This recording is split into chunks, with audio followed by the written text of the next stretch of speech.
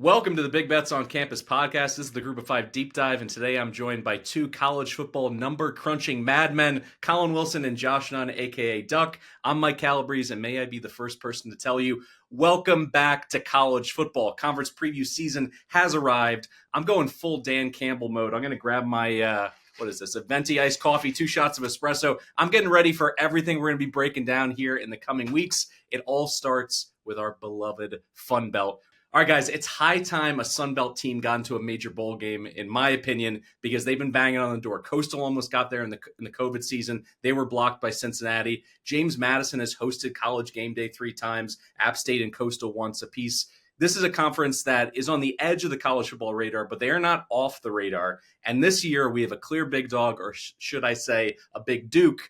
In this case, they have the talent, they have the coaching, they have the schedule to make a run at the 12-team college football playoff. Will a Western foe play spoiler, though, like a Louisiana or perhaps, dare I say, a Southern Miss? Let's find out. And first, let me do a little bit of a programming note. We still have divisions here in the Sun Belt, which means we're going to break this into the East and the West. For this episode is Eastern Powers only. If you're listening and you want to skip ahead to the West, it should already be in your podcast feed. All right, gentlemen, let's hop right in. We have a lot to discuss. Let's start with the aforementioned James Madison Dukes. 9-4 last year, 4-4 in the belt. They go ahead and they take that bowl game over Western Kentucky, 27-17. They're just shy of 3-1 to win the belt. 28-1 on a perfect season, though. They have road games at Louisville and Liberty and a home game against Wazoo in the non-conference. Their win total sitting at 8.5. 7 starters returning, 3 on offense, 4 on defense. 42nd in returning production, 32nd on O, 80th on defense. Big headline here. Sluka Chesney reunion. Like high school sweethearts who mutually agreed to go their separate ways, but they always knew deep in their heart that they were soulmates. Well, these two crazy kids are back together, and I, for one, am thrilled about it because even without Sluka, year 1 for Chesney at James Madison, 9 wins, dropped a 70 bomb on North Carolina, and a pair of 2-point losses, including an overtime heartbreaker to Marshall, who ended up winning the conference. Sluka, meanwhile, was at UNLV, and while he was inaccurate as a passer running the go-go, he was a gritty playmaker for the Runnin' Rebs. 6 TDs, only 1 pick. Impressively, he ran for 253 yards and a score before that whole NIU snafu exploded, and he left and hit the transfer portal. They still were able to upset Houston and Kansas with him on the road. This backfield, I think, is kind of a perfect blends of both power running and speed. They got Sluka, they got Io Adei, they got Petaway. This system is just tailor-made for their skill sets. And the right side of the offensive line returns. Carter Sweezy, Pat McMurtry could both be first-team All-Sun Belt. 3 new faces on the line, but they're all seniors. Can they finish top 30 in line yards again? I think it's possible. And keep in mind with Sluka and Chesney, no play caller in America dialed up more quarterback design runs in the last 5 years than Chesney. That's a huge thing that you need to understand about this offensive system. Jalen Sanchez comes in from Villanova in the slot. He could be a big play waiting to happen. They bring in Isaiah Alston, a 6'3 receiver from Iowa State. The entire transfer class was impressive. You can make an argument it was the best in the G5 with 28 3-star signees. Now, defensively, they got massive playmakers to replace on the edges. Eric O'Neal, Kyrie Mans. They had 31 tackles for loss as a tandem. Jacob Dobbs, their tackling machine in the middle, is also gone. Terrence Spence made multiple All-American teams at safety after picking off 5 balls. What does Chesney do, though? He grabs the co-defensive coordinator from Alabama. Colin Hitchler worked under Luke Fickell. Worked at Alabama last year, and his calling card was takeaways. They finished with 28 takeaways, which was 5th in the FBS, a huge get for a program like James Madison. Now, they have 7 seniors this year on defense. They added a veteran and Elijah Culp at corner from Charlotte, Turner Schmidt from Robert Morris late in the spring portal window at edge. He had a really promising season at Bobby Moe, and Andrew Tadeo comes in from Colgate after going All-Patriot League last season. The theme here is experience, production, depth. They just need Emmanuel Bush to be a killer on the inside. He's massive. He's disruptive. He could be defensive player of the year kind of talent for James Madison in the middle of that defense, and he allows the edge to get more one-on-ones. So if he plays really well, I think the D-line could get close to replicating some of the production they had last year. All this being said, all this table setting, I can't wait to hear from you two guys. I'm really high on the Dukes. I love the opportunities in these marquee out-of-conference games. Liberty, Louisville, Wazoo. I think they get 1, if not 2 of those. I think they go over the win total, and they finally win the belt. Do you see the same thing, Collin? Well, what's amazing is that entire intro of James Madison, you didn't even mention that there's also more quarterbacks than Matthew Sluka coming here for James Madison, which is really important. Depth at the G5 level is imperative because they get fleeced by Power 4 programs, offensive lines, secondaries, they all get tanked. By the middle of the season, you got guys running out there that have barely played as much football as I have. So what's important is you didn't mention that quarterback Alonzo Barnett the third, he's being named to a watch list, awards list, and now Chesney's coming out saying he is going to return from injury. I'm feeling optimistic that he's going to come back. So, Sluka's probably sitting over there like, oh my gosh, my holy cross head coach, I better get another NIL deal before he comes back. So we'll see if Sluka starts anything up here. But I think it's a good thing that Barnett's coming back. I think it's good that Sluka is back in the system that he's familiar with. And frankly, the third string quarterback, Camden Coleman, at Richmond was just an absolute terror. So when you look at James Madison's number, I make this 9.3 well above the market. And a lot of that is offensive based. Chesney said, just to have three quarterbacks in this, in a G5 program is huge. Now, less than 50% of the defense returns. They lose some havoc makers, but, Jacob Thomas and safety returns, 3 INTs, 2 PBUs, could be the best secondary in the conference. The defensive line has some questions. So there are games on the schedule where if I see a heavy rushing attack, it does give me a little bit of pause. But other than that, out of the East Division, they draw, Georgia Southern, Old Dominion, App State, all in Harrisonburg. So when you're playing your division and you get the three that are supposed to be any good and they're coming to your house, that's a really good thing. So everything here sets up. They host Louisiana from the other side. We'll talk about how good they are on the West podcast. They do have to go to Texas State on the road, but they're built to beat all of these teams. I project them to win the West. I project them to do everything in the world. So I've got them at 9.3. If you want the over and all that juice, you can. I think the better bet for me is to win the East. There are a couple books out there that let you pick who wins the division, plus 110 to win the East. If that's a ticket that you're going to take into the Sun Belt Championship game, they're not going to be an underdog to anybody. So I will take a plus 110 to win the East. If you want to go and find a 3-1 to win the conference, that's something I've already put into the action app. All right, purple tinted glasses. Are you on board as well, Duck? I am. I bet James Madison to win the Sun Belt earlier in the summer. I really am glad that you brought up the three-headed monster at quarterback because the health of Alonzo Barnett is still in question, but when he comes back, he will be explosive. Having a third option is important with the design of the offense in nature and how much they plan to run their quarterbacks anyway, where Sluka will fit right in with that. But Camden Coleman really does provide a third option, which will be key at some point this season for James Madison. I think that the defensive line is a question, but I think when you look at who they get in the portal, transfers from Colgate, Maine, Louisiana Tech should complement Emmanuel Bush just fine. I think the defensive line is going to see an uptick in havoc and getting pressure on opposing quarterbacks, which will just solidify the Dukes as just a premier outfit defense in the Sun Belt this season. I think the schedule lines up really well. All the road conference games are winnable. You have two opportunities, one specifically at Louisville for a real program defining win to put yourself squarely in position to be the G5 representation in the college football playoff. They have an opportunity to squeeze out another G5 opponent in Liberty coming off a bye. And really, this is kind of the time now for James Madison. This is a group that you kind of just assume that they would have 2 or 3 Sun Belt titles already based on the previous success of James Madison over the last several seasons, but they were ineligible during those years. They don't have a Sun Belt title. I think now is the time for this group to really put their mark on the Sun Belt. I like the influx of talent that they have in the portal. I like Sluka coming in to complement Alonzo Barnett whenever he gets healthy. I think that this offense is set to take a big step forward. Certainly my pick to win the East.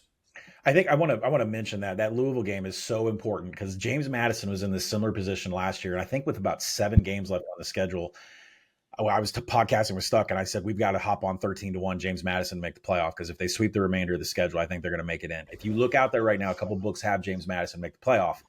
It's 13-1 right now. So you need to ask yourself, I don't know what you project, Duck. I've got it around 20 against Louisville.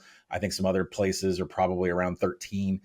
So I would think that I would rather take a money line against Louisville in week 2 than I would take a 13-1 right now in the college football playoff for James Madison. I mean, we saw it last year with UNLV when you use Sluka to, get those 3rd and 5s with his legs to shrink the game down. Instead of 18 drives, you get 10, 11, 12 drives. That's the winning formula to knock off a top team. Now, granted, JMU dropped 70 on North Carolina last year. They went in the opposite direction, but I certainly think they have an opportunity to shrink that game down and make every possession more valuable. So it's an interesting strategy as opposed to, tying your money up for, months at a time with a 13-1. Just go ahead and take a big swing on a singular money line upset. I think that's an interesting play. We got a lot of teams left here. We got 6 more in the East. Let's go to Old Dominion next. 5-7 last season, 4-4 in the belt. They are 10-1 to win the conference this year. Their win total is sitting at 5.5. Offensively, it's Colton Joseph time. Kojo flashed huge ability last year on the ground and through the air. He shredded Georgia Southern and App State in back-to-back games, threw for 636 yards in those 2 starts, broke the century mark on the ground on 2 occasions. They led the nation in red zone scoring percentage and finished 6th in red zone touchdown percentage, which is huge for a G5 program. Collin, you always talk about this in terms of finishing drives. This is a program that hangs their hat on it. And because of the dual threat nature of Kojo in the red zone, he's able to use his legs. They get the numbers working for them in the run game inside the 5. I really like what they bring back in that regard. In just 8 starts, Joseph accounted for 22 touchdowns, and even split 11 through the air, 11 on the ground. Both tackles are back from a unit that finished 26th in line yards. The 3 other starters are all seniors, so this is an all-senior offensive line. The non-con is daunting. I see losses at Indiana, Va Tech, and Liberty, but then things soften up considerably. They're at Marshall and Monroe, both winnable roadies. They got home games against Coastal, App State, Troy, Georgia State. That, to me, the arrow is pointing up. I think they get to 7 wins. I think they threaten James Madison a bit this season, so I'm comfortable going over the 5.5. Let me throw it to you first, Duck. What do you see with the Monarchs? Definitely an emerging team that has a positive trajectory and definitely has some potential. This Old Dominion bunch is one that usually we've seen over the past couple of seasons has done well when punching above their weight class. They gave South Carolina everything they could handle last season. They've upset Virginia Tech a couple of times. They've played some competitive games against University of Virginia. And so I think it's a team that is well coached. I love the quarterback play of Colton Joseph, and I think he's poised to have a really solid season this year in the Sun Belt. I think the offensive line play is going to be crucial for this group in what sort of step they take offensively. They're an experienced group on the offensive line. They do need to cut down a little bit on some of the sacks that were surrendered last season as they gave up 36. But I had in my notes that they did pretty well on 3rd down. They were very exceptional in the red zone, and that is just so key in any sort of level of football, but specifically in the group of 5, when your red zone chances at times are limited, you've got to cash in, and they did really well cashing in touchdowns at 75% and only had 2 empty red zone trips. So I was very impressed with what I saw from them in the red zone. If the defense makes any strides, this team will really be feisty in Sun Belt play. They have to cut down on the explosive plays surrendered. They gave up 46 plays last year of 30 yards or more, and they need to create a little more havoc and kind of build on some of the things that they did well last season. But I think some of the talent that they bring in will allow this Old Dominion team to be right there. I'm not necessarily going to say that they'll upheave James Madison and win the East, but I think that it's going to be them, Georgia Southern, and Old Dominion are going to be kind of 1, 2, 3. Now, some of the conference games on the road could be a little bit tricky, so I don't necessarily know if I love them going over in the win total market too. This is another important thing in the win total market, because with this group specifically, there's a 5.5 available, there's a 6.5 available. So you really need to assess where the VIG is at and try and find out where the math works out for the better bet. I definitely think this team is capable of making a bowl game. We saw several close losses last season. They were kind of on the cusp. This year, I think they do that. So I think it's a bowl team. I think it's a really feisty group in Sun Belt East play, and positive trajectory for the Monarchs. I'll add to that. Yes, I'm positive for Old Dominion, but I have problems with firing with my actual money. And I think maybe we should talk about some of the reasons why. And the reason why I'm seeing so much preseason love, right? 7 losses all by 1 possession last year. That's going to catch everybody's attention that does second order win total type mathematics and says Old Dominion is on the rise. I make this win total 6.5. So you'd think I'd fire at 5.5. I'm just really sick and tired of these shitty ass books jumping juice up to -200. Can you please just rise at a half game, take 70 cents off the price? when you get later into August, which we're about to, sometimes some books offer alternative totals. And I think I'm happier waiting till a 6 pops and taking the over on that than I am a 5.5. But there are things that I have problems with. And Calabrese, you mentioned it. Yeah, they pride themselves. Old Dominion offensive coordinator Kevin Decker prides himself on finishing drives, 4th in the nation last year in finishing drives, which means every time they got past the 40-yard line, they got a touchdown. But guess what? 119th in quality drives. They could never get to the 40-yard line. So they cashed in when they had it. It's like somebody that went to the casino for 12 hours, played the blackjack table for 15 minutes, and tripled their money and just walked out. That's exactly what the Old Dominion offense is. Now, Kojo comes back, but everyone sees the 11-5 TD to INT splits. I see 6 big-time throws and 20 turnover-worthy plays. That bothers me. It gives me a little bit of hesitation. He had nearly as many turnover-worthy plays and a clean pocket than when he was blitzed. And that gives me a little bit of pause too, but you can't really get over what he did. 11 TDs, 19 missed tackles forced. The fumbles have to improve. Old Dominion just can't really get to the James Madison level unless some of those sloppy things kind of figure themselves out. 0 experience at the wide receiver level. We got some, JUCO players coming in there. On the defensive side, linebacker Jason Henderson comes in. He hasn't played since 2023. He had 93 tackles, 24 pressures, really going to help out the defense. It's an unproven secondary. Could be the worst unit in all of the Sun Belt. That makes me a little bit nervous. And then Duck kind of mentioned the schedule. I mean, you're facing Coastal and Marshall in back-to-back weeks. Both of them are coming off of byes. Then you're going to go on the road again, double back-to-back road travel against James Madison. I do like the over here. I don't like betting money on A, teams that are sloppy with the football and drop it on the carpet, and B, books that like to juice this shit up to -200. So if I can get a 6 out there at a normal price, I will consider it, and it'll be a low-volume play. Football season is here, folks, and we've got some huge improvements and updates coming from the award-winning Action Network app that we're very excited to discuss in the weeks ahead. But to get the most out of the app, you still need to be an Action Pro subscriber. It's only with Action Pro you get real-time pick alerts from me, Duck, Stuck, and Collin, and the entire Action Network team of experts. Plus, you can access pro projections powered by Sean Kerner and our predictive analytics team, plus a million other benefits.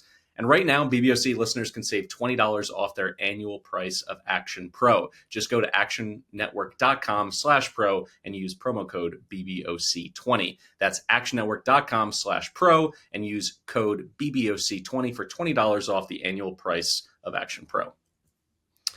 All right, we just mentioned it. There's kind of a cluster of 3 teams at the top here in the East. Let's get to Georgia Southern. They went 8-5 last year, 6-2 in the belt. New Orleans Bowl lost to Sam Houston by 5, 31-26. They're plus 850 to win the conference. Their win total sitting at 7.5. They have 10 starters returning evenly, 5 on each side of the ball, 42nd returning production, 37th on offense, 62nd on defense. 4 of Clay Helton's 5 starters up front played significant snaps last season. Blocking for J.C. French IV is critical because when he has time, he's great. And when he's pressured, he's a walking turnover-worthy play. He was pressured on 141 dropbacks last season, and that translated to 20 turnover-worthy plays. That was the 3rd highest pressure rate in the belt and tied for 2nd most turnover-worthy plays in the conference. O.J. Arnold comes in. I think he's a perfect replacement for Jalen White at running back. He's a sleeper in fantasy circles, so it seems as though production-wise they're going to be able to do the same thing out of their running back room. Josh Dallas and Dalen Cobb give him familiar targets. By him, I mean J.C. French to throw to. Ryan Applin needs to take this offense to the next level, though, and it's possible with this schedule because it is light on fearsome defenses. Defensively, there's a real strength in the secondary with 4 starters returning out of the 5 roles. But keep in mind, they finished 120th against the pass, albeit with 13 interceptions, which was good for 36th nationally last year. So they gambled, and when they did, sometimes they hit it big with those 13 picks. Can they deal with the loss of Marcus Watson Trent, though, at linebacker, who left for riches from Nebraska? He was the defensive player of the year, 118 tackles, 7.5 tackles for loss, 4 forced fumbles. He was their big play man on that side of the ball. He was a monster. Brandon Tyson comes in. He's apparently been turning heads in the offseason, but Watson Trent was a heart and soul kind of guy, so I have my questions about what they're going to look like from a toughness perspective. I think this number is just about right. It's a pass for me. It's 7.5. French also scares me a little bit because if they're going to try to go neck and neck with a program like James Madison, he has to, I would say, almost cut these turnover-worthy plays in half. I'll go to you first, Collin. Do you think Georgia Southern has the goods to be able to have this glow up this season, and is J.C. French the man to do it? J.C. French was on my radar for the beginning of last season. Like, what is this kid doing? Then the book got out on him, and coverages started to change a little bit, and he kind of disappeared. Listen, I make Georgia Southern about 6.6, so under 7.5 as a play. It is in the Action app, and let's go into a little bit further deeper dive about what I think about this team. Potentially the best quarterback, running back, wide receiver combo in the Sun Belt. You can't deny that. French went 17-7 TD to INT ratio before the bowl game against Sam Houston. 79 offensive line starts come back. That is more than any other Sun Belt team. And that is something that you have to take note of in these G5 levels about how many starts we have coming back on the offensive line. Up in the SEC and in the Big Ten, you can just slot in some 5-star blue chip and he'll be okay after like 5 snaps. Slot Josh Dallas, 2.1 yards per route run. That makes us an extremely potent offense that everybody needs to be aware of. But you mentioned replacing the defensive player of the year on the defensive side. This is a little bit weird because generally with these teams, we're light on secondary and we may have experience in the front seven. It's the backwards effect here for Georgia Southern. We have one of the best secondaries in the Sun Belt, and we have a lot of question marks in defensive front seven. So it's one of those things like when they played Boise State last year and Ashton Genty went for 1 billion yards and Boise scored 1 billion points and Georgia Southern did too. Well, I feel like the same thing is about to happen here where everybody's going to be able to run. Everybody's going to get about 8 yards per carry against this Georgia Southern defensive front seven. And Georgia Southern's going to have to keep up offensively. They can do that, but I like what they return in their secondary. They're starting strong safety, the 2 returning corners. That's all going to work well for them.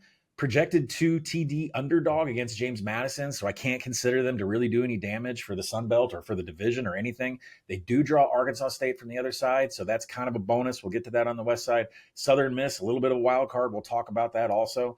But look at this schedule, under 7.5. Try to find me 8 wins on here because I don't think you're going out to Fresno and beating Matt Entz. And I don't think you're going to USC. As good as, this offense can be, you're going back-to-back West Coast trips. I don't know if they're staying that week, but you're going back-to-back West Coast trips out to USC to take on a defensive USC that I think is massively improved. I could see them starting 0-2. So if you're going to take under 7.5, your spot to hedge is week 3 against Jacksonville State, who you guys, hey, shout out to you guys doing the Conference USA. We haven't released it yet, so I don't know what you said. I think Jacksonville State is dog shit. So I think the ding, ding. I think the hedge spot for under 7.5 comes week 3 against Jacksonville State. If you're feeling like you want to go against that under, but I like under 7.5. I put my own money on it. It's in the app. Collin, I thought that you were a thorough numbers-based guy. I figured you'd come with, the VRBO Airbnb rentals in the Fresno area. Are they going to stay on the West Coast? I guess we're going to have to wait. My favorite airport code, FAT, F-A-T, Fresno. All right, Duck, I saw you nodding along a lot with this potential under. Is that correct? Yeah, the 2 West Coast trips will be interesting to see how this group handles the travel in those situations. I actually have them pegged to beat Jacksonville State, and I'd factor that into playing the under even with a win. I've got this team starting 2-4 with a tough road trip at James Madison, and then they host Southern Miss, who we'll get to here later on in the program. But I just feel like this is going to be a unique situation for Georgia Southern where they're going to have to kind of rally the troops after a slow first half of the season start. I do believe that Georgia Southern was the benefactor of some luck last year, and they probably won 3 games that they didn't deserve to win. So you're getting an elevated number anyway based on last year's performance. I do think that there are some pieces to work with defensively, and I think the secondary is shored up okay. I think this, Collin, you hit it right on the head. This front seven, you can run on them, and they don't really plug the holes. The numbers were made worse by playing against Mississippi and Ashton Genty, but when you look game by game, it was not overly exceptional as far as Sun Belt standards for stopping the run last year. And I just need to see more offensively. We saw the Clay Helton system and Ryan Applin's pass-happy offense, but it was a lot of dink and dunk. It was less explosive than what this offense really wants to be, and I think we're going to see some maturation by Ryan Applin this year in his offensive coordinator ability to scheme stuff up. they have a really athletic tight end room, and I think they're going to try to run the ball a little bit more. They might use some 12 personnel, which we're not accustomed to seeing at Georgia Southern ever, and they might try to get some of those athletic big tight ends with big frames involved. So I'll be interested to see how that kind of gets worked in, but they're going to have to figure that out after those first two games, because at Fresno and at USC are not the environments to do that. I think that'll be hosting Jacksonville State and then hosting Maine will be the opportunity to see some of that change in offensive dynamic. But anyway, under 7.5, I leaned that way anyway. I have this group starting out at 2-4. I think there's another loss somewhere along the way here. Likely Old Dominion or Coastal Carolina can get them. I think it's a 6-6 or 7-5 team. So, Doug, would you agree with me that Fresno State, like money line right now, while it's still cheap, like below -150, I mean, that's got to be a play. What Matt Entz wants to do on the ground is so bad for Georgia Southern. So, spoiler alert for the G5 drive week 1. That's a bad game for Georgia Southern. It is, and we'll get into Fresno later. They have an exquisite defensive coordinator hire, and they bring in an influx of talent in the back seven defensively. So I think Fresno State matches up very well with Georgia Southern. I think the travel situation will be unique for Georgia Southern, as they don't typically go out that way.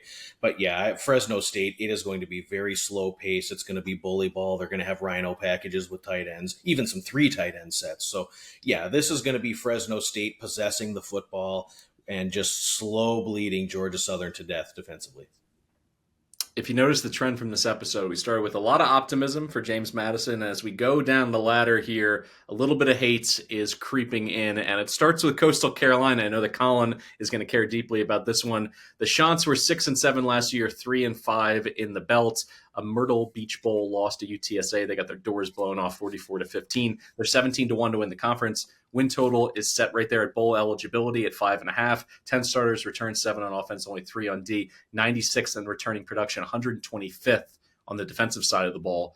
But speaking of defense, they bring in Jeremiah Johnson, who I think was just a phenomenal DC hire. He performed miracles last year at Louisiana Tech, and despite a ton of new faces, he has a lot of signees in the defensive backfield to mix and match with. Situationally, he is a great defensive play caller. You saw it on third downs and in the red zone, and this is exactly where they need to improve, because you look at Coastal last year, third downs 105th nationally, red zone defense 125th. So if he can do anything that close to what he did down in Ruston last year, I think he can coach this group up a little bit. But the losses in terms of production and experience are significant on that side of the ball. Offensively, they bring back 4 starters, and or three or four starters depending on how you look at it. But the backfield is new. And the new quarterback is going to be the question through fall camp. Is it going to be MJ Morris? Is it going to be Emmett Brown? Morris has yet to put it all together, and Brown, while undersized, he was cooking there for a little bit at San Jose. Then injuries, a benching cuts his season short. He still threw for 16 touchdowns and just 5 picks. How much of that was thrown it up to Nick Nash? That'll, play itself out here in fall camp, as I mentioned. Tad Hudson as well, also in from North Carolina. He can't be ruled out of this 3 quarterback race in Conway. So all of this being put into a blender, I look at it as Drew Hollingshead, his air raid system. Who does it fit best? I'm leaning towards Brown, but this win total to me at 5.5, I think is just about right. If I had to play it, I think I'd lean to the under. The coordinator hires, I think, could bear fruit maybe the second half of this year or next season, but we'll see if they take just too many lumps early on and if that quarterback carousel ends up hurting their continuity and the locker room. Collin, I'll kick it to you first. What do you think about the Chants? I don't like Coastal Carolina, and I long for the Jamie Chadwell and the Grayson McCall days. Those were some good times. You kind of, what is that saying from The Office, Andy Bernard? You wish you were new in the good old days when it was happening. Like it's done. Like cut it, surf turf. Like I don't like this team whatsoever. MJ Morris transfers in from Maryland, but he's going to get 69 offensive line starts in front of him. That's a positive. That's one of the best numbers in the league. But they switched concepts midseason on offense because they didn't know what the hell they were doing and they were ineffective. And right now it's really kind of a question. Are they going to go air raid with Morris, which I'm not really sure he can run? Is Tad Hudson, the transfer in from UNC, going to run this offense? There are so many question marks on the offense that it's not even worth mentioning, because there's even more on the defensive side of the ball. The defensive line, the defensive backs are all completely depleted. And then Jeremiah Johnson, who is amazing, right? But just because you have a great defensive coordinator, we'll talk about Marshall later, just because you have a great defensive coordinator doesn't mean that you're going to be hot on day one, because he has come out and said, We have got to play base defense until we figure it out. Are you shitting me? Like, we're not going to blitz. We're not going to have stunts. We're going to like simply just line up and cover one, simply line up in a base format and just see what we can do. Cause he's still trying to identify players. Like, I mean, this roster on the defensive side of the ball for Coastal Carolina is like a who's who of nothing. I mean, they do the schedule wise. They have a good bye week heading into ODU. They catch ULM on back-to-back travel. Should get a win there. Road trip to App State. We'll see whose program is in worse disarray. I have 5 games that are projected within a TD or less. I have them favored in just 2 games by a field goal or more. I'm under 5.5 here. I've got it in the app. I project this at 3.7. Sometimes the numbers really, I'm so far off what everybody else is just eating through magazines and talking heads and all that shit. I'm at 3.7. I'm well below 5.5. I don't think that they're going to get anywhere close. I think they've got questions entering the season against Virginia. Maybe they figure it out against Charleston Southern. And even if you do figure it out, I'm looking at a November schedule where you're going on the road at Georgia Southern. It's going to light up your secondary. Hopefully you've identified people by then. And then you're going to go to South Carolina where you're going to get put in a headlock and beat up RIP Hulk Hogan, right? So I don't like the schedule whatsoever. I don't think there's a break for them anywhere to kind of catch their breath. Even you come off a bye week and you go to Old Dominion, that's not easy either. So I am absolutely in the boat of the under here. I don't think it's too juiced out so far, minus 110. I think it's one of the best opportunities for an under here. 3.7 for the chance here. Chance. So I'm leaning under. World Series chance. Yes, I'm leaning under. Collins pretty wishy-washy. I didn't hear a really definitive stance on Coastal either way. How about you break the tie for us, Duck? Is this all negativity? Is there any way to look at this as maybe something pops offensively just based on the play caller and if one of these quarterbacks pop? I don't think – I'm going to put it on the record right now. MJ Morris, I'm just confused why he's in this quarterback room. Like, we've seen enough of him at multiple P4 stops. He never put it together. At least I can look at Brown and say there was a 3 or 4 game stretch where he was cooking. He was throwing it 35, 40 times a game. He put things on film. Do you see anything here offensively that could work? Because they absolutely need to have a top 5 or 6 offense in the belt to even sniff bowl eligibility, in my opinion. Yeah, and I just don't see it. I know they want to move quicker, and they're going to run some tempo air raid, and so it leads me to believe that it's going to be Emmett Brown who wins the job. But there's just too much negativity that falls into what I would consider poor coaching. This team performed very poorly on third down last season, only converting 38%. They had way too many empty red zone possessions. They were in the red zone 48 times. 9 empty possessions and settled for 10 red zone field goals, so they're not cashing in when they get down inside the 20. I think that the offensive line could be okay, but we'll really have to see some continuity in the receiver room. I just don't see the offense taking the step to carry this squad overall. I think when you're looking at the defensive coordinator hire of Jeremiah Johnson from Louisiana Tech, obviously Louisiana Tech had an exceptional defense. It took some time to build. I, in my notes, was worried about if the pieces are going to be there yet. And so you've got this defensive coordinator who's able to scheme it up, and then you're going to put the handcuffs on him, and you're going to tell him to run base, and you're not going to send pressure right away, and you're going to try to just kind of figure out your personnel. Well, you're putting 11 folding chairs out there on defense, and you're just kind of going to see what happens. And I don't really see that having a lot of success early, specifically against Virginia's offense. East Carolina's up-tempo air raid could struggle against South Alabama. They got to go to Old Dominion early. And then that, Collin, you had mentioned that November schedule, I think, is just absolutely brutal. Georgia Southern and South Carolina on the road, specifically USC on a back-to-back. And then you conclude hosting James Madison. And my goodness, what are they going to be playing for on that last game of the season? It could be one of those magical seasons for JMU, and certainly one they're showing up at. And so there's just too many spots where I think this team is up against it. Probably 5 roles they'll play as significant underdogs. And, you got probably 4 or 5 games that are considered coin flips. It's just too much that they're up against this year, and schedule's a lot tougher in my opinion. So we'll see. I don't think that they'll be absolute garbage, but a bowl game would be a lot of things going right for Coastal Carolina this year. So yeah, I'd go 5-7 or 4-8 more likely than not. From one former Eastern power that could be struggling this fall to another, let's talk about App State's Coaching change. They went 5-6 last year, 3-5 in the belt, 14-1 to win it this year. That's a hard pass for me. Win total at 5.5, 5 stars, returning only 1 on offense, no quarterback, returning 4 on defense, 108th overall in returning production, 120th in offensive production returning. As I mentioned, the arrow is pointing down for me. Let me kick it right away to you, Collin. Talk to me about the coaching change and what you're expecting in year one. The arrow is pointing down. There is no arrow. It's bottom. We were hitting the floor here. Listen, as a graduate of the University of Arkansas, as a donor of the Razorback Foundation, and as somebody who's tapped in a little bit, we had no problem saying goodbye to Dowell Loggins when he left, when he went to South Carolina. Oh, we lost our offensive coordinator. Good. I think Petrino's on his way. Did you hear anybody cry at South Carolina when he left? Didn't hear that either, because you know what his offense was?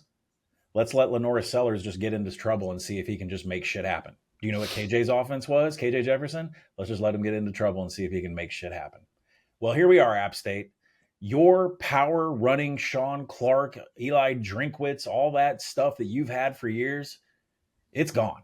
Because now you are, I want my quarterback to get into trouble, and let's just see if he can make shit happen. And by the way, there's been a big drop in quarterback play, because now you're going with AJ Swan from Vandy. I mean, had 1 or 2 breakout games, but this is not the guy who's going to be able to pull off a Lenora Sellers and a KJ Jefferson type offense when shit does break down. And how about the massive JJ Cole, 6'7", 245 pounds? I had to double check because I saw the comp was Joe Flacco. I'm like, last time I checked, Joe Flacco wasn't a creative player in Madden. He's big, but he's not that big.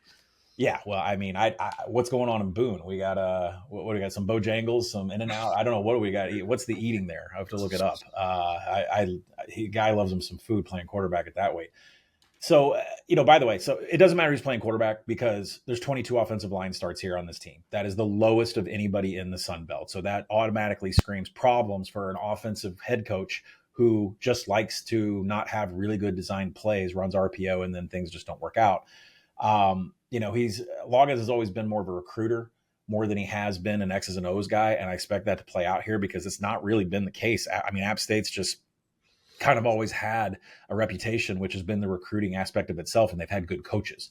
That's going to get turned around. Potentially the worst defensive line in the Sun Belt Conference, especially against the run. 4 of the top 6 tacklers are back, but none of them are on the defensive line. They were 129th in defensive rushing success rate last season. I don't see that changing either. Defensive coordinator DJ Smith, I just don't see him turning around. They do have a great situational spot coming off a bye against Boise State, but are they winning that game? No. That game falls in between Air Force and Notre Dame, so it is a good spot to take on Boise State. I can see App covering, especially if it's a very large spread, but even I have hesitations with this team. Road trips to Old Dominion, James Madison, forget it. You're not winning the division. You're not going to the Sun Belt Championship game. That's the toughest. This is the toughest conference slate out there, especially with those 2 road games against Old Dominion and James Madison. So I can't find a way to bet them on the schedule. I can't bet them in futures, but I can say under 5.5. Now, win total wise, I make it 5.2. So it's not really in the range. When I get kind of out of side of a half win, I start fire. I start looking. When I'm more than a win, like I was on Coastal, I fire. Here, the mathematics says I should take the under because it's juiced so much the right way. I just haven't partaken in that yet, but I do like the under, and I think App State is definitely, the arrow's down. I think we're going to find out what rock bottom is in Boone. The only good thing I can say, and I'll frame it to you, Duck, in this way, is the schedule isn't necessarily littered with big-time quarterbacks. I mean, this defense fell off a cliff last year in nearly every category. The secondary was one of the least disruptive in the entire country. But they're going to face USM's Braxton. They got Maddox Madsen, Kojo, Jalen Rayner. Outside of that, not necessarily some aerial killers. I still like the under. I like an alt under as well. I think if the juice is priced properly. But is that enough for you to say there's quarterbacks who are going to dink and dunk, who are going to throw underneath? Maybe their greatest weakness isn't exposed. And if that's the case, maybe they play and muck up a few games and steal 1 or 2 that they shouldn't. What do you think, Duck? It's conceivable, because they do play some descending programs on their schedule and some programs that are in transition, namely Charlotte, Marshall, Arkansas State, Coastal, and they get Georgia State on the schedule. So they do. And Lindenwood, the powerhouse of Lindenwood, Duck. Don't forget that. Yep, OVC powerhouse Lindenwood is a bad FCS program. So, I mean, there is a theory that you could draw that there are some wins on the schedule. But for me, I mean, this system is just going to be atrocious when you're banking on what they want to do offensively with A.J. Swan and J.J. Cole. I'm just not interested in either one of those two guys leading the helm offensively. What was really concerning to me last season is that this defense absolutely bottomed out. They were just so atrocious, giving up 6.5 yards per play, 45% on third down, couldn't get off the field. They were terrible in their red zone defense, didn't create havoc. They just really didn't do much to necessitate getting on a roll and winning football games. And you could argue that even in some of their wins, they were fairly fortunate. Their second order win total and their deserved win metrics would have called for about a 3-9 season as opposed to what they did at 5-7, 5-6. So yeah, there's not a lot to love here. I think they could get shredded once again in the secondary. I'm not in love with what they added in the portal with the defensive secondary, and there's just way too many question marks. I think the job right now would be to try to really recruit the players to get in. This is going to kind of be a lost season for App State. If they end up with some marginal improvement, yeah, I could see this team beating some of the bottom feeders on their schedule, 4 or 5 wins, but to make a bowl game, it would be everything has to go right here. So, yeah, I'd lean under 5.5. All right, let's look quickly at Georgia State because in my notes it says Collin does not care, and I'm also on board there. The Georgia State Panthers 3-9 last year, 1-7 in the belt, 39-1 to win the belt. We're going to run back this audio clip from Taken and Liam Neeson many times. Your arrogance offends me, sportsbooks. 39-1, like give me 200-1 and maybe I'll be interested. Win total 3.5, 5 starters back, 3 on offense, 2 on defense, 99th in returning production, 115th in returning production on defense. Duck, I'm going to let you drive on this one and I'll tee you up with this question. Has Del McGee brought in enough talent to be a pest in the belt? I think that's my standard. Are they going to be pesky? Are they going to be a team that's going to be in some close fourth quarters in conference play? Because somehow they beat Vanderbilt last year, one of the most confusing box scores of the entire season, and Texas State. So signs of things to come, or do you think those are just absolute flukes? Well, it all depends on the number week to week. If they're catching enough points, I'll take a stab. But this Georgia State team in priors has routinely done okay when kind of punching above their weight class. They did it again last season. They played Georgia Tech really competitively. They had 3 separate possessions where they had first and goal inside the 5-yard line, ended with 0 points in all 3 separate possessions. So they definitely deserved a better result there. They defeated Vanderbilt. They defeated Texas State as 21-point dogs, and they had 4 close losses by 7 points last season. So there was a little reason for optimism. I would say yes to your question. I mean, they did sign the best recruiting class in the Sun Belt, including 6 3-star receivers and 6 3-star linemen in the trenches.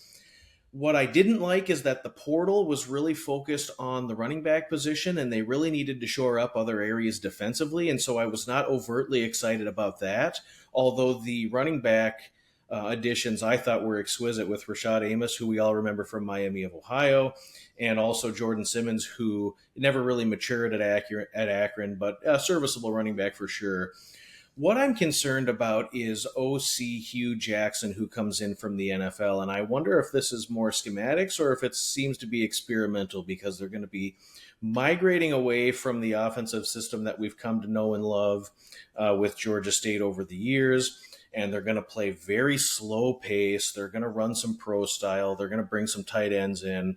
And I just don't know if that necessarily fits the skill set of quarterback Christian Velu, who comes back several years in the program. I do think that they did add some influx of talent in the receiver room to help Ted Hurst, who was a pretty explosive receiver for them last year. And the offensive line could be okay. I think they're going to have to play very slow and try to possess the football because their defense was atrocious. Their defense was very, very bad against the run, gave up 5.2 yards per carry, and 8 times last season they surrendered over 200 rushing yards in those games. So it's just going to be a situation for me where you're going to be able to run all over this team, and I'm really concerned with some of the teams they play early in the schedule and how that's going to look. I think they did a really solid job and a surprising job last season securing defensive havoc and living in the backfield a little bit, but the book is still out on if they're going to be able to replicate that based on what they have coming in the front seven. Could be okay in that regard, but The secondary is a full rebuild that's going to have to improve quickly because they could also just get torched on play action pass. It could be really, really a tough season defensively for Georgia State. The way the schedule lines up, I just see them starting 1-4, and it just kind of looks like another year where Del McGee is going to have to try to rally the troops, and they're not going to be in position to have a winning season. They're not going to make a bowl game. I see 3 or 4 wins on the schedule, so they could be some incremental improvement, but I think it's still another year out or so for the rebuild. I think the talent influx is positive trajectory for the influx of young talent that they have in, but it will not come to fruition this year.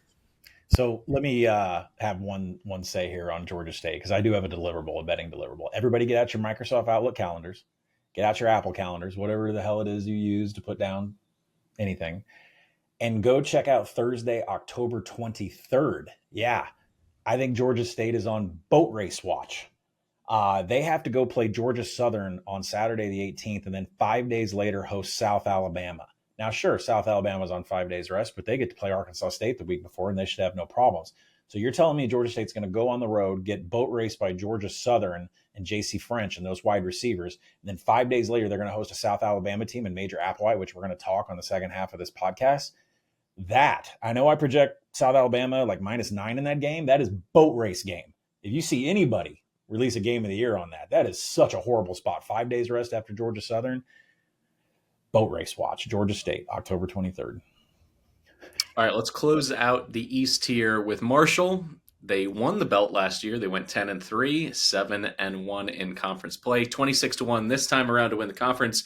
Win total down at 4.5. Only 3 starters return, 2 on offense, 1 on defense. 130th in returning production. This team was gutted when they fumbled the Charles Huff situation. He got a better deal at Southern Miss after winning the belt. Takes a ton of his players, takes his staff, takes his star quarterback with him. Christian Spears, Marshall's former AD. Shame on you.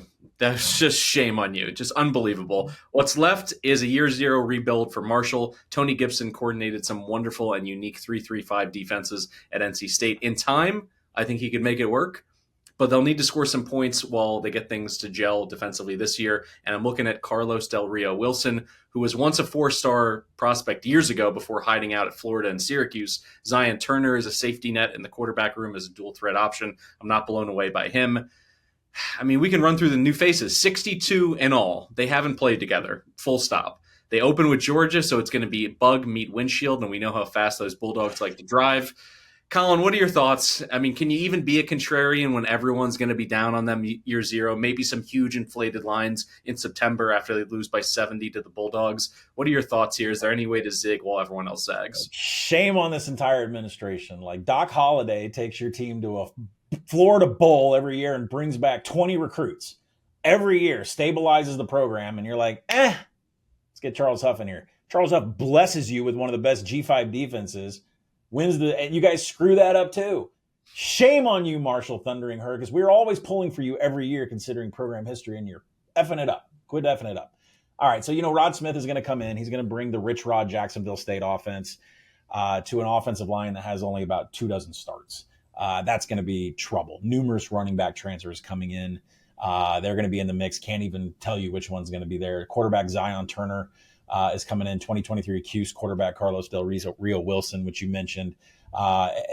Potentially the worst wide receiver unit in all of the Sun Belt. That's going to be a little bit of a problem. So I don't know where the answers are going to come from the offensive side of the ball. And then the Gibson nickel package that's coming in from NC State. Listen, we love it. We've bet on it over and over and over, but the talent on this roster doesn't necessarily dictate that it's going to meet the level of expectation that Gibson is going to have. He's going to have a solid secondary. He does have some experience back there, but you have to have that incomplete nickel package in that 3-3-5 loaded with guys on the front, defensive front 3 that can hold up 2 offensive linemen, that can get some pressure off of 3 guys playing 5 in the back. And I'm just not sure it's going to happen here. There are 2 layups in non-conference after they play Georgia, Missouri State, Eastern Kentucky. You're going to get a chance to figure out what your offense is. Back-to-back travel to ULL, not good. Hosting Texas State, not good. Potentially the 2 best teams in the West. Potentially 7 of the last 8 games of the season I see as spreads within a TD. So it's really hard for me to take an over 5.5. I make them 5.5. The over is 5.5 plus 140. So by juice dictation, I should take the over here. The problem is I think it's going to start off really bad against Georgia, and maybe they update the win totals out there in the market and you can get some, because I've seen some books throw out win totals in the middle of the season. It's quite interesting.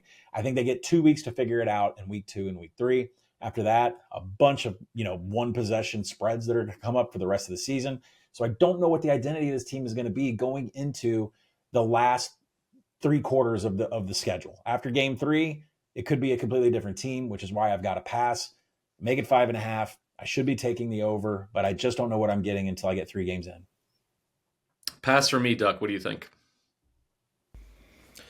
Yeah, I mean, we mentioned quite a bit here, and my notes don't add a ton as far as the personnel. I thought it was just shocking how they flubbed up the coaching situation with Charles Huff, and was just stunning that they couldn't come to an agreement to retain him.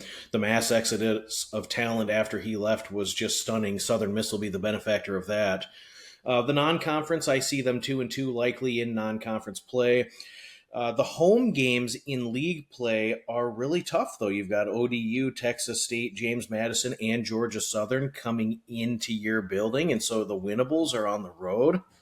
But even so, at Louisiana, at Coastal Carolina for this group will be a challenge. You got to go to App State late in November. It's just one where I just don't see this schedule conducive to them piling up the wins.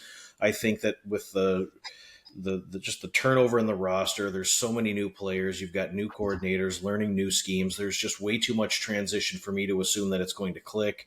I have them significant underdogs in quite a few games. I just don't see a bowl game this year. It would be stunning for me if this team gets to 6-6. I've got 5 or 4 wins as more likely than anything else. I went under 5.5. It was one of the first regular season win plays that I made earlier in the summer, so under 5.5 here.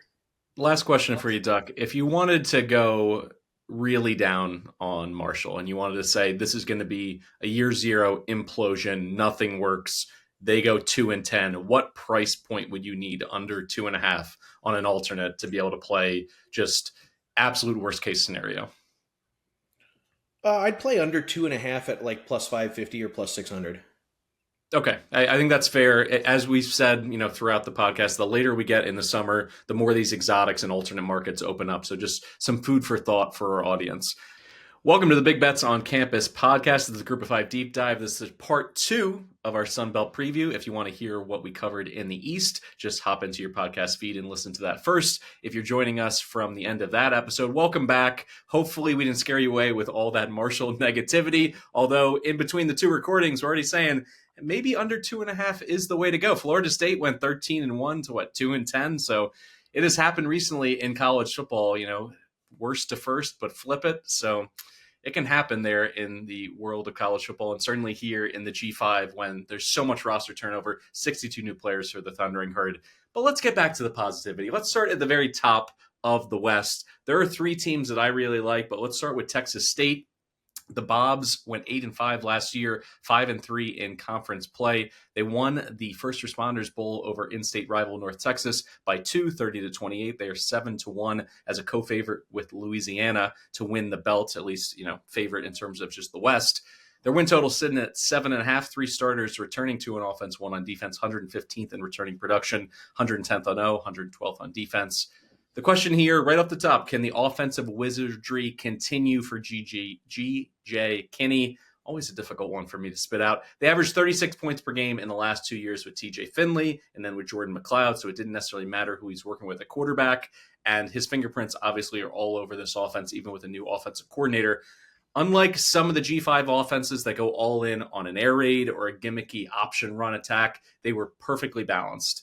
So the question for the group here off the top, is it going to be Brad Jackson? Is it going to be Nate Yarnell? Is it going to be Keldrick Luster? Or does it not even necessarily matter because we got Kinney's system? What do you think, Collin? Yeah, I think the second thing that you said is right, because if you're making a bet on Texas State, you're making a bet on G.J. Kinney's system, who, stops at Tulsa, stops at other places. He had a little dip into the go-go. He's got his own flavor of that going. I mean, there's a lot about his offense that is catching a lot of eyes. I'm actually kind of surprised he's still at Texas State. Probably destined to make it up on the P4 level at some point. So you're really betting on the fact that it's his offense, because they've lost every single starter. And Keldrick Luster, I think, is the one who may be turning the heads and maybe the best fit of this offense. He comes in from SMU. over the incumbent Brad Jackson, who has run plays in this offense. But if you don't hear Brad Jackson's name during camp here, that's because he's just not doing it well enough, and one of these transfers are going to beat him. They do have one of the best centers in Sunbelt with Tellett Lockett. He might be the best in the Sunbelt, which is great for one of these 4 quarterbacks to get behind. They do have 2 September games to figure this out. Eastern Michigan, not worried about it. Nichols, not worried about it. I understand you're going to UTSA, not that big of a road travel. Probably one of the defenses you can still exercise, try to figure out what you're doing on offense. And then, Arizona State is going to be a battle, but that really falls into a part of Arizona State's schedule where they might not care about that game whatsoever. So there is a month of September, and there is an outlook where this team could potentially have an identity, who the quarterback is, what their best attributes are. But really, if you're betting them right now, it's on the belief of just the offense. Top 3 tacklers of the 4-2-5 defense coming back, so that's good news. They should have success in stopping the run. That is also good news in this conference. There isn't much positivity about the back 7, though. That is where they're going to give up a ton of explosive plays, and that is something that Texas State last year, they were 106th in coverage. They were 92nd in giving up the big play. There were things like passing downs explosives. They were 118th. Like if you got, 3rd and long on the Texas State defense, you could get a touchdown. So that it's one of those things. I don't expect that to stop, but they're just going to have to outscore.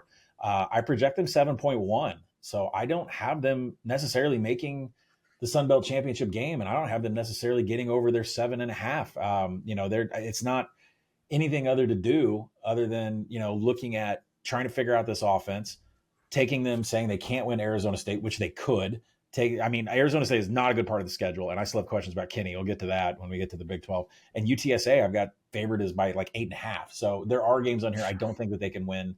So I haven't played an under. I'm not going to play an under because, again, are you betting on the system, or are you going to bet on the fact that they don't have any returning players on offense? Duck, let's talk about the defense real quick. Lots of players poached by P4 programs like Virginia Tech, Michigan State, Colorado, SMU.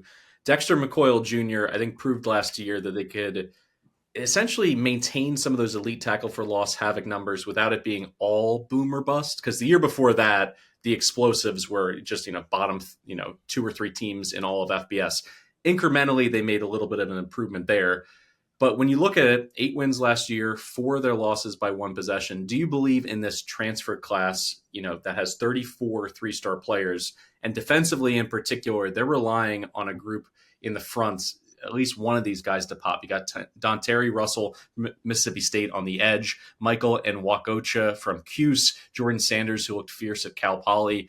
They need these guys to step in and fill some of those havoc numbers because that's their calling card. They essentially want to take the ball away. They want to put teams in a hole, get them behind the sticks.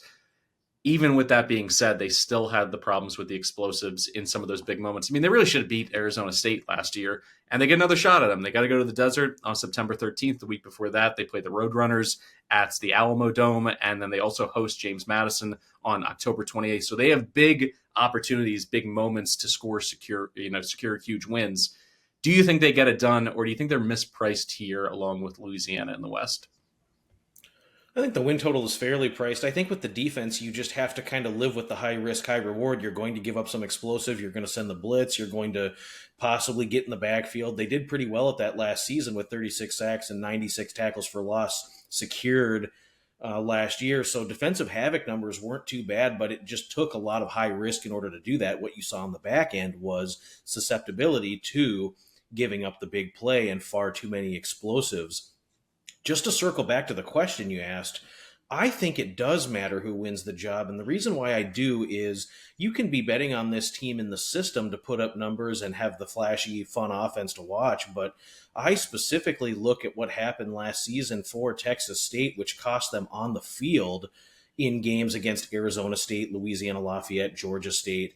They were just so untimely in their turnovers, and there were just flippant mistakes that were made in key situations of those games that had a direct impact on those 3 games, and it really cost them on the field.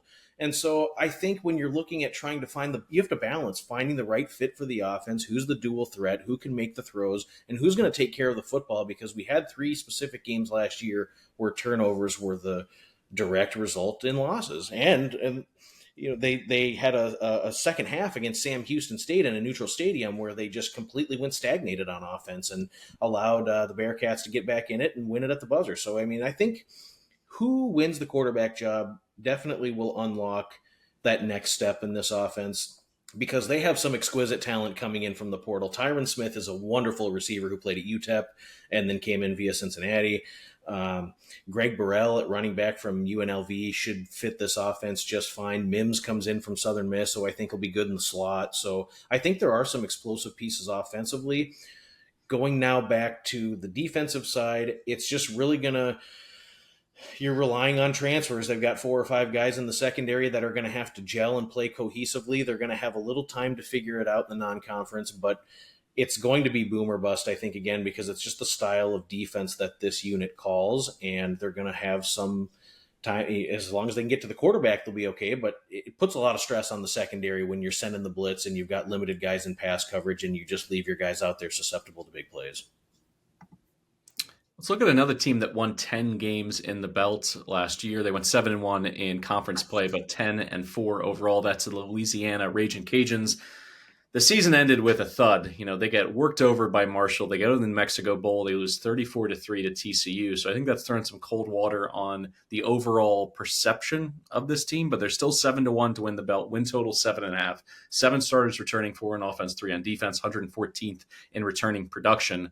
Michael Desormeaux looked like a poor man's Billy Napier, just keeping Sunbelt Billy's seat warm in case he flamed out at Florida. Then he went and messed around and won 10 games. And now he hands the keys to his offense over to the most talented quarterback recruit in program history. Walker Howard is a former blue chip kid, rated as the nation's #1 dual threat quarterback by ESPN and #5 by 24/7 Sports. Why do we not know his name? Well, he sat behind this guy named Jaden Daniels at LSU. He also was in that quarterback room with Nussmeier. No shame in not being able to pop there in Baton Rouge.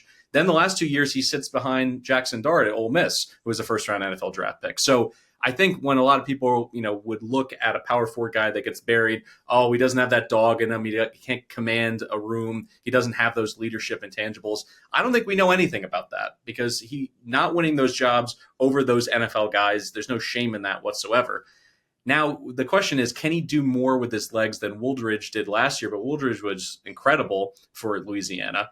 But can he do it with his legs because this receiving room is very green? They're going to need Sheldon Sampson, a former SEC blue chipper who's a big kid. He's got crazy speed. They need him to be borderline first team all belt to be able to balance out the inexperience that they have on the perimeter. Luckily, they get 2 layups right away. They get Rice, they get McNeese, so they have some time to settle in offensively. Defensively, this is where I kind of lose a bit of steam in terms of my positivity for UL. 10 of their top 13 tacklers are gone. The pass rush should be decent. Jordan Lawson and Cameron Whitfield return after chipping in 11.5 sacks on the edges. But so many new faces behind them. Jim Salgado has his work cut out for him. I think he's going to have to perform some miracles on the back end here. I'm going to level with everybody, though. The schedule only has 2 surefire losses, in my opinion. It's why I'm over on the win total. I do think that they are my pick, maybe a co-favorite in the West with this next team I'm going to discuss. I really like them because I look at the loss at Mizzou and then a loss at James Madison. However, even against the Dukes, they're off of a bye and JMU is not. So in terms of a scheduling quirk, they have the advantage there. Going to go with the over because I'm enamored with Howard. I think this guy's going to be fantastic. I hope that he is. I think that all of our G5 leagues need more elite quarterback play. I think it's what gets, the casuals' eyes on these conferences, and that's what I'm looking for. So Howard or bust for me. What do you guys think? I'll kick it to you first, Duck. Yeah, I think it's a really unique quarterback situation and probably a situation that this group is just not used to being in, right? You have a really high-profile recruit that has now settled on Louisiana and should immediately inject some life into elevating their pass game from priors. The offensive line actually shores up okay. I think they did pretty decent in 4.8 yards per carry and only allowed 18 sacks last year, and they've got plenty of talent back along the offensive line, so they appear to be just as strong there. Really a solid unit on third down, and they were in the red zone a ton last season. They did really well moving the ball, What I would like to see from this group is better execution down there. I mean, they settled for 19 red zone field goals last season, which is just absurd. So if you have a quarterback with a laser arm that can make the right decisions in tight windows, and you can convert those trips, because they didn't have a lot of empty trips, but if you can convert those red zone opportunities into touchdowns, this offense could just be elite and could be lights out this season for Louisiana. Do you think the offense will be enough to help the defense as it slowly grows this season, Collin? Because as I mentioned, so many new guys are going to be relied on for stops. It has to. The defense is atrocious. I'll get to that. I think the offense, though, for how bad your defense is, there could be problems on the offense. And one thing that I'm looking at is 117th in tempo and the fact that they love to run the ball. They're going to be able to do that. The backfield is with Zillan Perry and Bill Davis, each 3.7 plus yards after first contact. They can move after they get hit. Zillan Perry creates missed tackles at a really great rate. From the running game perspective, this is Sunbelt Billy's offense still is the footprint of that, and it's still got two running backs that can go. So even Walker Howard needs some time against Rice, McNeese, which he shouldn't. But even if he needs time there, oh my gosh, a game against Missouri, and I don't like Missouri. So I'm just going to, I think this offense is going to be fine. But when you run a tempo that's slow, your defense is going to have to, and you have games that have 9-10 possessions, your defense is going to have to step up once. And that's where second-year DC Jim Salgado's got some real problems here. I mean, lose top 5 tacklers on the defensive side. They do get Jordan Lawson and Cameron Whitfield on the edges. They accounted for 11.5 sacks this season. But outside of putting a little bit of pressure on a quarterback from those edge positions, it's dog shit. And I mean, I lose that. That might be an insult to dog shit. Because 132nd in defensive rushing success rate. They couldn't stop the run.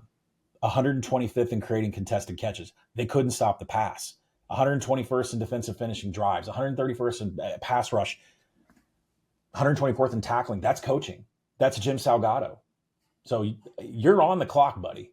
I mean, there's got to be an improvement here through the first half of the season, or they could be going with a mix and match assistant staff running the defense here. This is, you guys mentioned, this is one of the easiest schedules from a strength of schedule perspective in the conference. They're going to host their rivals, Texas State and Southern Miss. They're on back-to-back 6 days rest at South Alabama, which could be the only tricky spot on this entire roster. And plus South Alabama with what they want to do with their offense. If you don't get your corner position locked up, that could be a problem.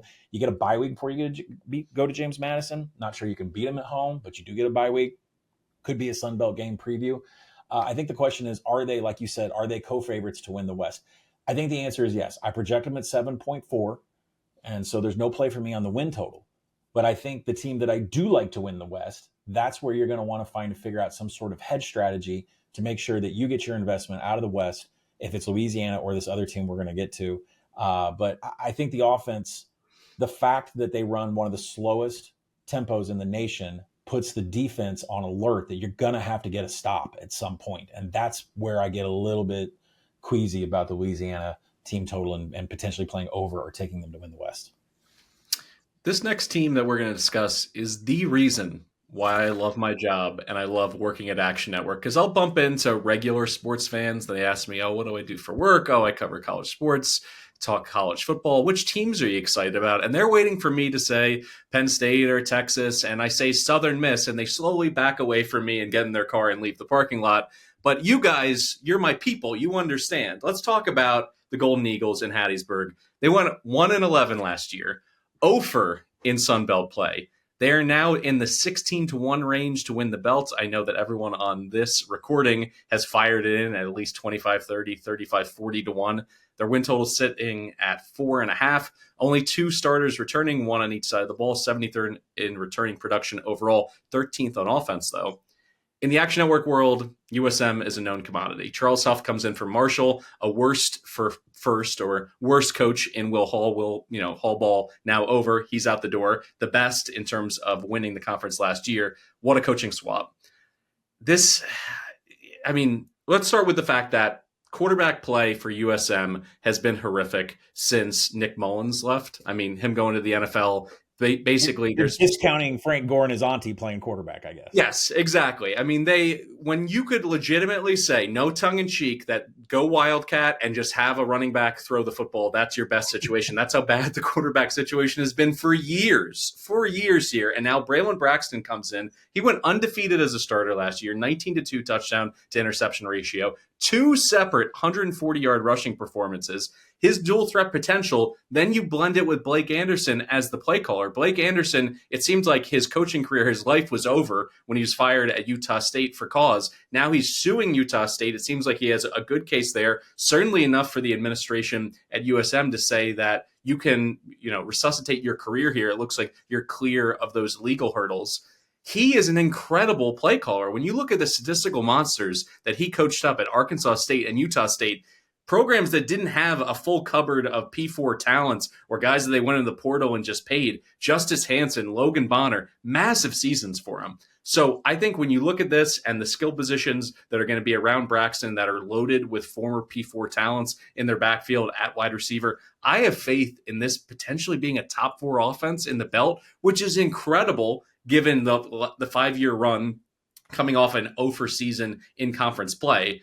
And on top of everything else, last year, dreadful turnover luck. Bill Connolly wrote this up for ESPN. They were negative 19 in the turnover margin, which was dead last in FBS. And when you look at what it should have been based on, average luck and balls, bouncing around on the carpet, it still should have been -8, which would have been dreadful on its own. So I'm not saying that they're going to go from the bottom in terms of turnover margin to be a top 25 team, because, by the way, Marshall was very fortunate in that way. I'm just banking on them being closer to 0. And I think if that's the case and the breaks aren't necessarily always going against them, that changes everything for this team and the overall upside. The defensive pieces, they got to be a lot better. They got to come together, and they have some in terms of Josh Moden comes in from Marshall. If he puts on weight and maintains his speed and agility, I could see him being a 3rd or 4th round NFL draft pick. That's how good he is. I thought for sure he was going to go to a Power 4 program in the portal. And also you got Josh Battle from FCS Chattanooga at safety. That's another veteran hand there in the back half of their defense that's going to make sure that they're not giving up huge plays left and right. Jason Seymour, their DC, is someone that I trust. He did a phenomenal job at Marshall. This is a common theme, situational play calling. How are you on 3rd downs? How are you in the red zone? I trust him to get things right in that regard. My favorite win total of all of the G5 over 4.5 on USM. I got them at 30-1. I'd still play them at 20-1. You're going to have to hunt around for that because 16-1 seems to be the consensus there by books. But Collin, just talk me through this. This is something we both got really excited about. The more you look into it, the more it looks like a complete turnaround and maybe a 7-win differential from last season. About 7-8 years ago, when the Sports Action app was invented, and I think it had maybe 5 downloads in the App Store.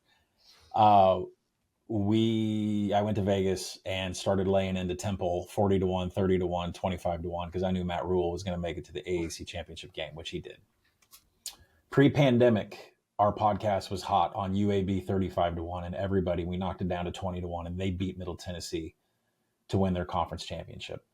This has that feeling. Now, the bad news for everybody listening is that 40-1 that I snagged when the lines opened up. I was in the middle of college baseball season, but this one I had bookmarked, I had pinned, I had constant reminders to wake up every morning and check 7 books to see if the numbers have hit. I wanted this one bad. Now, not only is the entire Marshall Braylon Braxton and 5 of the 11 starters on defense should be from Marshall. Charles Huff is bringing that defensive staff. But on offense, when I heard that Blake Anderson, who was the head coach at Arkansas State with some electric offenses, and he left his RIP to his wife, died of cancer. He needed a change of pace, and he went out west. Maybe he didn't like the fit. Kind of some bad things happening at that program. He comes back to the Sun Belt. Nobody knows this conference like Blake Anderson. And now he doesn't have head coaching duties, and he's just going to play offensive coordinator to best quarterback in the league.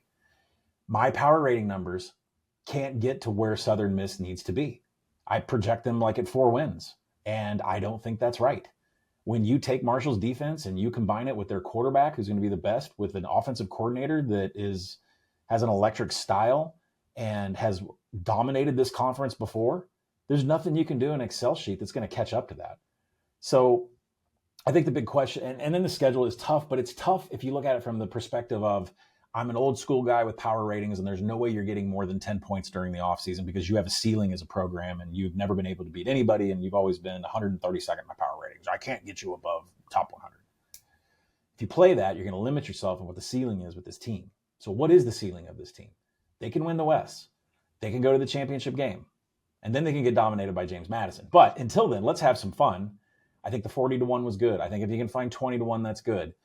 The number at 14-1 to win the Sun Belt is troublesome because you're still going to start off the season getting probably beat by Mississippi State. Maybe cover, probably beat. Then we get to see the real action against Jackson State. And then I think you're going to dominate App State, and then everybody's going to wake up and realize, well, I've had enough time for Blake Anderson to get this offense intact, and people are going to know what Southern Miss is, and the power rating is going to be completely changed. Remember, we talked to everybody about this. Like, power ratings at the end of the season, last 4 weeks, they don't move more than 1.5 points. First 2 weeks of the season, you can move power rating 4 to 6 points in a game based on what you see in the box score and how they wax teams. So this is what I expect. We've had examples of this before where people weren't paying attention to Matt Rule going to Temple, where people weren't paying attention to Bill Clark resurrecting a UAB program that had a bunch of players like sit out for 2 years and decide to come back. This is one of those situations nobody paid attention to in the offseason. And that's why the opening number was ridiculous. And I think 20-1 is a huge bargain. I would still buy at 14-1, sit back, figure out a plan for Louisiana. That's going to be a tough game. Power ratings say it's a 14-point game, but it might not be by the time it gets to October 18th. So get your futures in, build a plan to go up against Louisiana, and then build a hedge plan for James Madison, because that could be bad. I think we're all on the same page offensively. The Anderson, Braxton union is probably going to bear fruit. And I think explosive offense is what I expect by the time October rolls around, certainly. The question is, this defense, which was once monikered the Nasty Boys, can they bring an edge to themselves this year after, last year it was a full collapse. I'm not interested in looking at any of the metrics or the stats. It's a new staff. It's so many new faces. Do you think they're going to be good enough defensively to not only be in the conversation for a bowl, but to be in a conversation to win the West this year, Duck? Duck needs to mention that Michael Montgomery is a dog. He's coming in to be the captain of this defense. Very much so, yeah. And I think the 4-2-5 alignment will provide them opportunities to be successful. There is a significant talent infusion along the defensive line platoon and in the secondary. Ian Foster comes in to provide some versatility at the nickel position. I think that you kind of have to throw out a lot of the defensive metrics in prior because the entire unit is changed over, and really the portal win of certainly the G5, if not all of FBS football last year, with 54 new faces and just significant upgrade of your entire nucleus of your two deep on defense has changed. This group, when the win total came out, was really being penalized by the helmet sticker, right? I think Collin made mention of it, where you just didn't have the books operating on the premise of this team being so significantly upgraded in talent, in coaching, in situational football. They're going to be better everywhere. And so, yeah, I think the defense will be in situations where they're going to succeed and certainly improve drastically on the points per game, the yards per rush, the red zone metrics, the third down metrics where they struggled at times. I think that you'll just see a completely rejuvenated group and a team that plays cohesively. I think it may not show itself in the opener hosting Mississippi State, but it could. But you go down the line of those next 4 games, and every one of those is winnable. This regular season win total at 4.5, which is still out there. It's heavily juiced over, but it's still out there at 4.5. I mean, this could be a secure bagger early in the season, and I think you could be good on some alternate win total markets. 6 wins plus is like plus 140, plus 150. 7 wins is plus 200. I mean, those can all be good numbers to go out and snag from the alt-win perspective for Southern Miss. Would not surprise me at all if this is a group that is playing very meaningful football and having an impact on what happens in the Sun Belt West this season. And you just look at through the schedule. I mean, the big game is at Louisiana on October 18th. But even those last 4, I mean, Arkansas State, Texas State, South Alabama, Troy, they're going to be in the mix to win those games. And it could be something where worst to first is definitely not something that I would assume happens with any regularity. And I certainly don't bet on it with regularity. But this is one where you have rejuvenated coaching staff with Blake Anderson. Charles Huff is real motivated to be here. The talent influx is significant. This is absolutely a play-on team until the power ratings adjust accordingly. All right, we turned from a team that we're really hot on to one that I think we may have some split votes in terms of them going up or down. The Arkansas State Red Wolves, Butch don't kill my vibe, baby. 8-5 last year, 5-3 in the belts. They win the 68 Ventures Bowl over Bowling Green in a shootout, 38-31. They're 26-1 to win the belt, win total at 5.5. 5 stars returning most on offense, 4 on that side of the ball, 100th in returning production, 79th on defense, though. Jalen Rayner, Jaquez Cross, Corey Rucker, somehow they kept their big three in Jonesboro. I think all G5 programs should take notes because it seemed as though those guys were going to be on the move when the portal opened, but they all returned. This offense could be just as good or better if offensive line coach Nick Grimes works some magic. Only one returning starter up front, but they did portal in 3 heavies from Arkansas, Tulane, and Southern Miss, all those 3-star kids.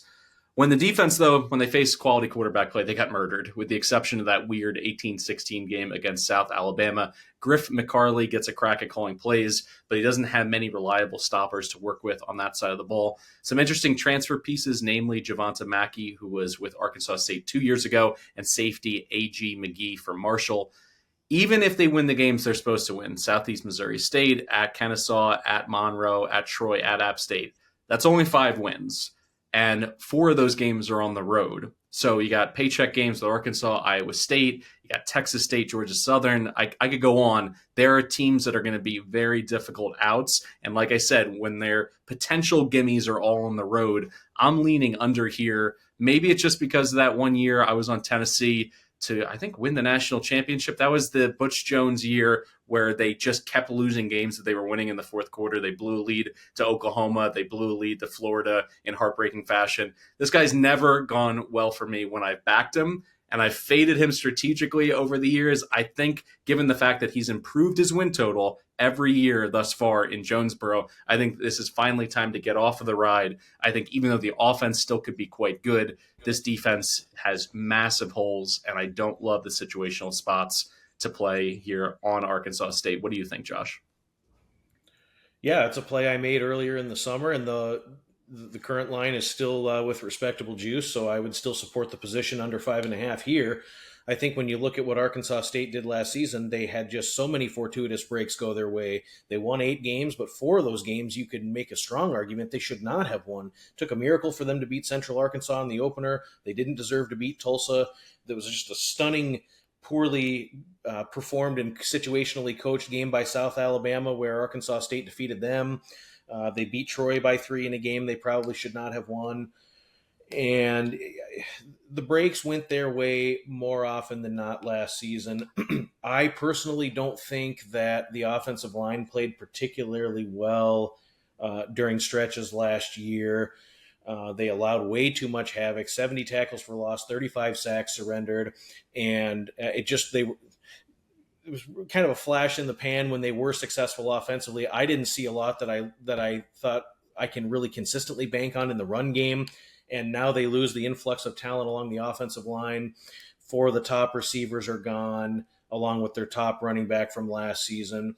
But really defensively, I think they're going to take a big step back, completely rebuilt along the defensive line, and a unit that was just really not good last season. 19 sacks, secured 65 tackles for loss, which is not elite. 5.7 yards per carry on the ground. You could run on this defense anytime that you wanted, and I think that'll continue yet again this season.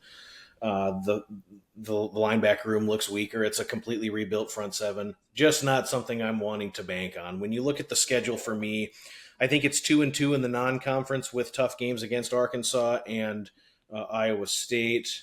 Collin, you can chime in on Arkansas later, as these two programs have never played each other in football, so I'm interested to get your thoughts there. But the conference games at home are brutal. Texas State, Georgia Southern, Southern Miss, and Louisiana all at home, so it makes your winnables on the road. This program has been terrible on the road for some time, and I just don't think you can bank on them going out and winning 4 road games to secure the over here. I think that you saw a team that was very fortuitous in a lot of their wins last season. The defense is set to take a major step back. Give me under 5.5. This is not a bowl team this season, despite some of the flashy players they have on offense that are fun to watch. It's right there on the cusp of bowl eligibility. So are they sitting at home, Collin, during the holidays, or are they playing in a bowl game? They're not playing in a bowl game, but I will say this. Just put a message into you people on the other side of the state over in Jonesboro. All right. When I got out of college, first off, Frank Broyles, former AD for like a billion years and former player on our national championship 64 team, he wouldn't even acknowledge that there were other colleges in the state of Arkansas. And he sure as hell wouldn't acknowledge that Arkansas State wanted to play us in basketball or football, ever. This game would have never happened. We would go down, pay ULM $1 billion, even to come beat us in Little Rock some years. We would have never acknowledged that Arkansas State has a program because of a recruiting perspective. And the fact that Arkansas keeps losing out on recruits and we're playing Arkansas State, I'm just still questioning, Hunter, what are we doing? Anyways, we're playing this game. And I will say this as a little SEC preview because Stuckey touched on it in our first kickoff podcast about what happens if Arkansas State wins. Arkansas has the worst defensive line in all of the SEC. And if they can't get pressure on this Arkansas State offensive line, the Hogs aren't going to win a single game. So I'll just keep that in the back of your head. Plus, you people in Jonesboro, just chill out. And the reason I'm saying chill out is because after I got out of college, Arkansas State and Arkansas played in women's basketball. All right. And it was like 1997, 90. No, it was like 2002. I don't know what year it was. It was postseason. It's not like we scheduled them. It was some sort of NIT game, some shit like that. The Arkansas State women's basketball team beat Arkansas women's basketball. And you know what they did over there? They made DVDs and they sold them on every bookshelf in the state of Arkansas because your women's basketball team beat Arkansas women's basketball. Chill out over there on the other side of the state. Know your role. And hang out in Jonesboro and don't come this way. All right? That's all I got to say about Arkansas State and that Arkansas game. Getting fired up, and we still got it 6 weeks ago. All right, I project Arkansas State at 3.7. Don't like anything about this offense. The only thing good about this offense is that Jalen Raynor comes back. He gets Corey Rucker out at wide out. 113 targets, 2.3 yards per route run. That is the entire offense because the offensive line returns 33 starts. It's not even lawn chair worthy. It's Olay let him run through. And with the tempo of this offense being 17th fastest in the nation, Jalen Raynor is going to have to fire the ball fast or he's going to have to take off running. That's going to be the offense. Defensive scheme change to the 4-2-5. We mentioned Griff McCarley taking over here. Could be the worst defensive line in secondary in the Sun Belt, so I can't really have any hope that they're going to get anything done from that perspective. But if you're a second order win total guy, if you're somebody that goes into box scores and looks at win probabilities and factoring that into next year, 6-0 in one possession games last year. That is market indicators pointing down. Both Texas State and Southern Miss come to Jonesboro off bye weeks. You draw Georgia Southern and App State from the other division. That's not the easiest games. So there's nothing I like about this team. I went under 5.5. I think because I was so focused on college baseball, I had to eat some bad juice. I would have preferred something better, but I would still play under 5 when the alternates come out. I play under 4.5. I projected 3.7. And by the way, chill out week 2 when you play Arkansas, okay? Just know your role and hang out over there by the Mississippi River and do whatever it is you people do in Jonesboro. In Little Rock, Collin, are they going to show up for that one? Are the Jonesboro faithful going to show up in Little Rock for that game that the Razorbacks don't like to travel to each season? Yeah. We actually lose money playing games in War Memorial. Like, this is just the stupidest rule. Like, towns like McGee and Dumas and Monticello, like, you have to play games in Little Rock so that we can see our team. Just buck up, put a little extra gas in the RV, and get your ass up to Fayetteville. We actually lose $1 million playing in War Memorial. Knock it off with this War Memorial crap, all right? That's where the high school teams play their championship. Make Arkansas State come over to Donald W., all right? You have 2 scoreboards bigger than the earth. What are we doing?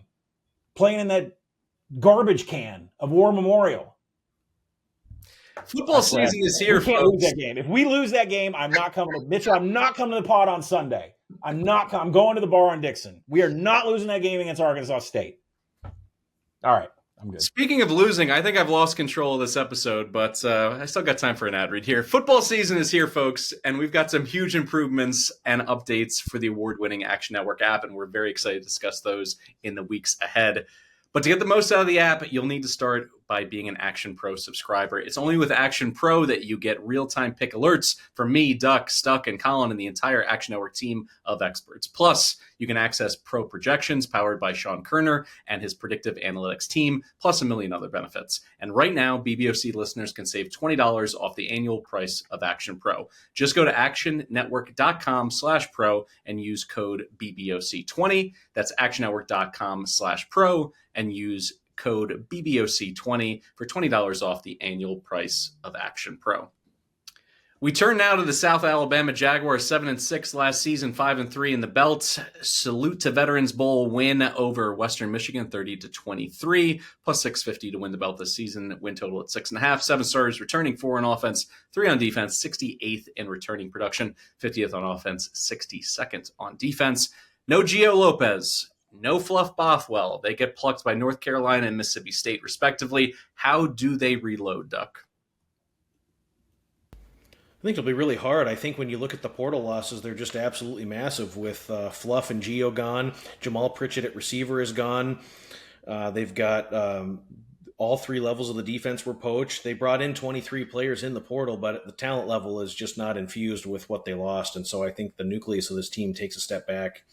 Last season was up and down, but really more disappointing, in my opinion, than anything else when you had disappointing non-conference losses against North Texas and Ohio, followed by stunning conference losses against Arkansas State, and then a complete collapse against Georgia Southern were really the motif of last season. It was a team that should have been a little bit better in conference play than they were. And then with a chance to still make the Sun Belt Championship game last season, hosting Texas State the day after Thanksgiving, just completely no-showed there. So really disappointing for that group. And now the talent infusion is not there, and they lose a ton of players defensively. Ladarius Webb is gone. Jaden Voisin is gone. Jordan Shrugs is gone. There's just too much lost here for me to really get excited about this. Not really in love with what Paul Petrino is going to bring with this slow-paced, balanced pro-style offense. I don't think it fits the skill set very well. A team that was already bad at times in situational football offensively, 38% on third down, had tons of empty red zone possessions. I just don't see it happening this season. There's too much loss defensively. The schedule sets up quite poorly for me with tough non-conference games against Tulane and Auburn, which are almost sure losses. I think they're going to lose against North Texas later on in the season. They play the first 6 weeks, so they could be sucking wind when they have to go to Troy on back-to-back and really looking for that bye week. And then the last 2 games of the season are against stronger opponents in Southern Miss and Texas State. Just seems like a schedule where they're looking up at a lot of the tougher opponents, and it's going to be really hard for me to see this schedule necessitating enough to get over the win total. I did bet this win total very, very early on when it was released at 7.5. I'd still go back for more at 6.5. I think that this team is fighting and clawing and scratching to try like hell to get to a bowl game this season. 6-6 looks like the absolute ceiling for me, so I'd still go under 6.5 here with South Alabama. Major Applewhite, he always gets 7 or 8 wins. At least that's been his MO as a head coach. Do you think it's a repeat here for Applewhite, or is this the first rebuilding year truly as a head coach for him, Collin? I actually like South Alabama. I'm just waiting for the market to drop more. I would like it if it went to 6.5. I'd like to take the over. I actually project South Alabama just shy of 7.5 wins. And I have, I think, 6 games where I think they're favored by a TD. Like, I've got them favored pretty heavy over Coastal Carolina. I've got them favored a big time over Morgan State, of course. That Southern Miss they're hosting, but what is Southern Miss by the time November 22nd comes around? On the road at Georgia State. I mean, that's another game. That's a bad spot for Georgia State. There are games on here that I think are completely winnable. Zach Pyron coming in after not winning the Minnesota job, I don't think he's going to be the starting quarterback because Bishop Davenport was just excellent in the bowl game. I was watching this thinking, holy cow, this, I mean, even if Gio Lopez leaves, we're pretty good. Paul Petrino coming in as offensive coordinator, but it's still Major Applewhite's system. I think what we're overlooking is that even though that Fluff Bothwell isn't there, Kentrell Bullock has some really good numbers at running back.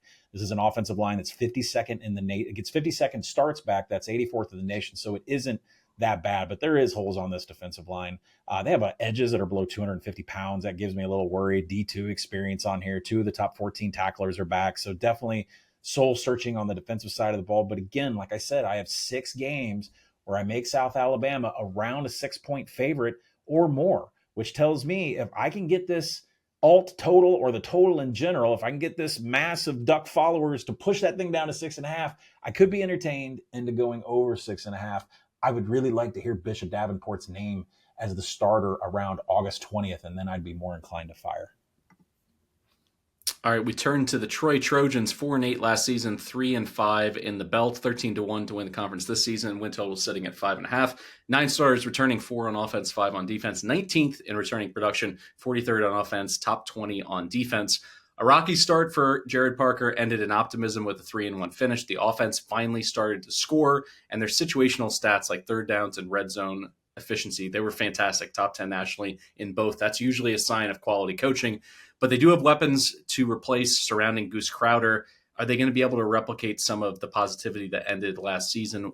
That's to be seen, because losing Ross to Penn State is a massive blow. Daniel King to North Carolina at tackle is also problematic in terms of keeping Goose upright this season. You can make a strong argument that this overall roster, 3 of their top 5 best players in the entire roster are at linebacker and DB. When I look at the schedule, though, you could argue that there's 10 toss-up games. You got the W over Nichols. You got the clear loss. They're going to get drubbed by Clemson. Outside of that, a lot of possibilities, a lot of variance with the schedule. It's a pass for me for that reason. I think there's a chance they get to 5-7, 6-6, 7-5 into that sweet spot. I think this is priced accurately. What do you think, Collin? Well, I'm going to agree with you. I'm going to pass on them because I make the total, around 6. It says that I should go over 5.5, but at the same time, I would like to know what the health of this team is after week 2 against Clemson. That defensive line is going to eat this Troy offense like a game of Miss Pac-Man. After that, you're going to go and have a Memphis offense that's going to try and run you up and down the field. Come back to me on September 14th. Tell me what the health of this roster is. Does Gerard Parker have his intended starters still healthy enough to play the rest of the season? I'd be more inclined to bet them from then on, because you're right. There are I've got 7 coin toss games. I mean, it's way too much for me. Nichols and Georgia State, the only games where I've got projected Troy as a double-digit favorite. So there's just 7 games where it's 4-point spread or less. Can't get into it. But again, it's one of those things where I'd like to see a healthy roster after Clemson and Memphis, and then I'll be ready to roll for potentially some dip spots if they look bad against those 2 teams, which they should for good reason. So if they do and they're healthy, I'll be betting them come September 20th, probably against Buffalo. It's been more than 4 months since International Women's Day, so I appreciate you throwing out Miss Pac-Man, not the regular male-dominated Pac-Man. Duck, what do you think on Troy this year? Yeah, it really comes down to the health of the quarterbacks. Last year, they just battled with injuries with Goose Crowder, just not being able to stay healthy, and so it really handcuffed them early on in the season. I think there is a little bit of an infuse of talent here offensively with Ra Thomas coming in from Georgia, Trey Cooley coming in from Georgia Tech, so they do have some pieces offensively that they can kind of hang their hat on as long as the Goose can stay healthy. When they come up to Sunbelt play, I think that they could be okay. I think we talked about the win total at 5.5. It's a pass for me because I actually have this group pegged at 1-3 in the non-conference. So if you like over, I would isolate the conference wins, which is 3.5. I think there's 5 conference games that this unit really would feel good about their chances, and many of those games are at home. So if you want to go over on the win total, I'd isolate the conference win total and go over 3.5, which is still widely available. Defensively, they're going to have to create a little more pressure up front. They have some good talent that came in from some P4 schools that they can try to build something around defensively. I don't have really a ton else on this group, but I think that there are pieces to work with here. And if anything, I'd go over 3.5 conference wins. If they get to bowl eligibility, listen, college football gods up there in the sky, please give me a Western Kentucky versus Troy matchup so we can go Goose versus Maverick in the bowl game. All of the graphic designers across the internet would rejoice. I think we could see some great memes out of that. So hopefully if they go bowling, we get that connection. Let's close out the West here with the Louisiana-Monroe Warhawks. 5-7 last year, 3-5 in the belt. Coach Vincent did a great job coaching them up. They're 36-1 to win the belt. Win total sitting at 4.5. 10 starters return, 5 on each side of the ball. 24th in returning production, 15th on defense. If there was a G5 skill position player more integral, more important to a team's success than Ahmad Hardy, I'd like to hear it, because ULM should have thrown a bake sale on steroids to keep this kid, because without him, how do they execute Vincent's vision? I just don't see it right now. Maybe you can talk me into it, Duck. Well, I mean, he's an exceptional player, and it was really a shame that they couldn't keep him around. And so it's really unfortunate because he is a big loss, and he's a really big loss when you factor what this unit wants to do offensively. They run at a complete snail's pace. They spread you out, but they run the ball 2-1. They possess the football. They really try to keep that leaky defense off the field. And so it is a big loss with Ahmad Hardy. I think Braylon McReynolds coming in from South Alabama will help lessen the blow a bit. Just recapping 2024, they really overperformed every metric. Their regular season win total opened up at 1.5, and that was over right away. And so this group significantly outperformed. And even in doing so, you have to feel like 2024 was a disappointment. This group started 5-1. They had plenty of chances to secure a bowl game, couldn't do it. So they kind of faded down the stretch. The defense really faded in the run defense. It was just that this unit did not have the depth. They didn't have the size. And when they played some of the tougher teams in Sun Belt play, they were really up against it and just couldn't stop the run. So it was kind of one of those things where I think Brian Vincent has this team doing the right things. The good takeaway for me is they're just not absolute dog shit. They don't suck. They're a formidable, at least serviceable bottom third Sun Belt team as opposed to just being the absolute worst team in Sun Belt play. The offense is going to be what it's going to be. They're going to be run heavy. They have to develop at least some sort of competent passing attack, as last season they just were unable to throw the ball with any regularity, consistently failing to break 150 yards passing. They were poor on third down. Turnovers were a little bit of an issue, and the defense was just up against it because the offense couldn't score. So if there's any sort of development of Armanetta at quarterback, and if there was any playmakers that emerged, this could be a feisty group in Sun Belt play. I think we're looking at 4 or 5 wins. I don't see a ton of value in the win total. I see absolutely nothing as far as the futures market. I think Bryant Vincent has elevated this program from complete futility to, okay, it's a real opponent we have to prepare for. I'd look to bet unders in some of their games this season. They should blast FCS St. Francis. And then I think that they could, with just their style of ball control play and the very, very slow pace, they're going to try to play keep away. So I think early in the season could be some unders that we might look on in game for them. And then depending on how they operate the game plan, they could be looking at that Northwestern game as one where they might be able to show up and at least give a spirited effort there in Chicago. So if they're catching enough points, could be catching 24, 25 points, could be worth looking at there. But otherwise, nothing too crazy for me on ULM. I do like the over on this team. I do make it about 5.5. I'd like to go over 4.5, but there are a lot of questions here on the offensive side. Mainly, Brian Vincent says that he's not calling the plays, and I don't really see on the coaching staff who is going to call the plays. I'd like to have that answered before I fire my own money. He says he wants to give attention to the other parts of the team. Okay. But I want to know who's calling the plays. I want to know what system we're going with, because quarterback Aiden Armenta needs to be developed. And at the same time, Hunter Herrig is the guy that's going to run the Wildcat here. And if he has any success, if I hear anything out of fall camp that, they're running this Wildcat package and they're running at the 133rd slowest offensive tempo in the nation, then they're going to Army you. Well, I guess Army's maybe a little bit faster than that, but they're going to try to play 8 possessions a game and then try to capitalize on that. The problem is the defense is just, the rush defense was putrid, horrible, 134th in defensive rushing success rate. A lot of JUCOs coming in to try and plug up all those holes up front. Pass defense is actually the specialty here. They're going to be able to stop some of these offenses that like to sling it around that are on their schedule.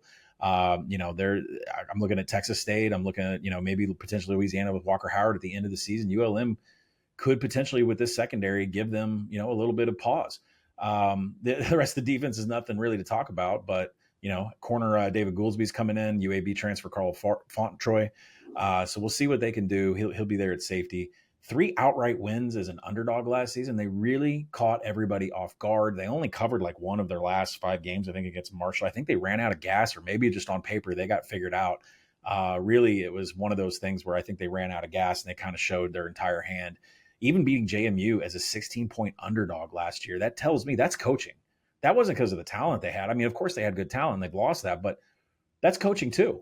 They have a good spot early. They're coming off a bye before they go and play UTEP. They can beat Scotty Waldron. Scotty Waldron has not brought in what he needs to bring into UTEP, what I thought he'd have in year 2. That's a winnable game. Then they catch Arkansas State on back-to-back travel.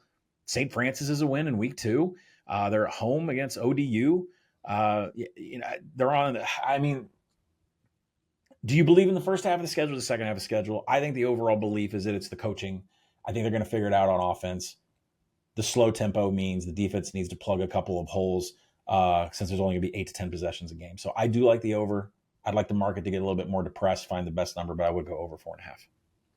All right, let's close out this entire Sun Belt preview, East and West, with our favorite storyline that's going to dominate the season in the Sun Belt and our title game matchup. I'll go to you first, Duck. It's just so hard to underestimate the Charles Huff move. He stayed in the conference, the mass exodus of players to Marshall. Many of them went to Southern Miss.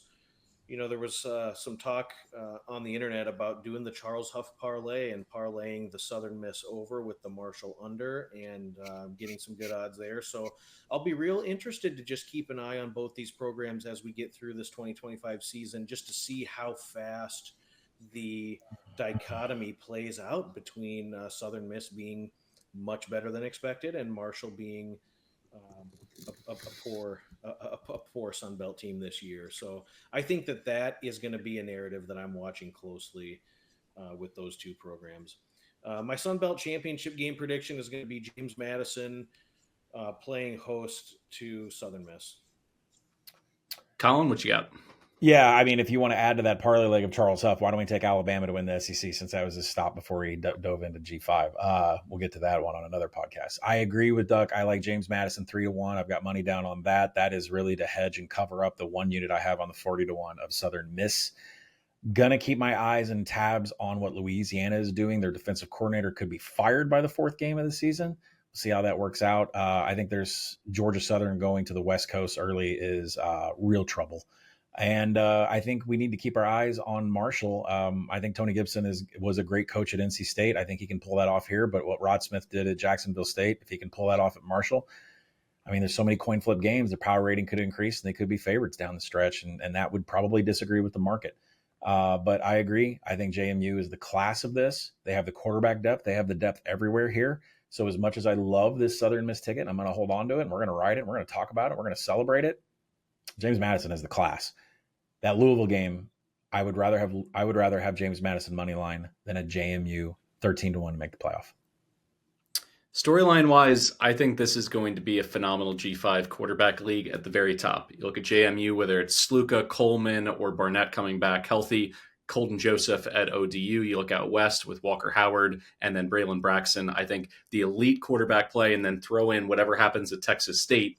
You could have 5 teams that are going to be able to throw scares into non-conference opponents. So I think that's going to be very exciting. Going to go James Madison over Louisiana. I think Walker Howard is transformational for that offense. And even though they have their history rooted in running the ball, having an identity by beating people up, I think they're going to be able to up that pass rate and be more dynamic. And hopefully that's enough to paper over the defense. But in the title game, I think James Madison will just beat their brains in on the ground.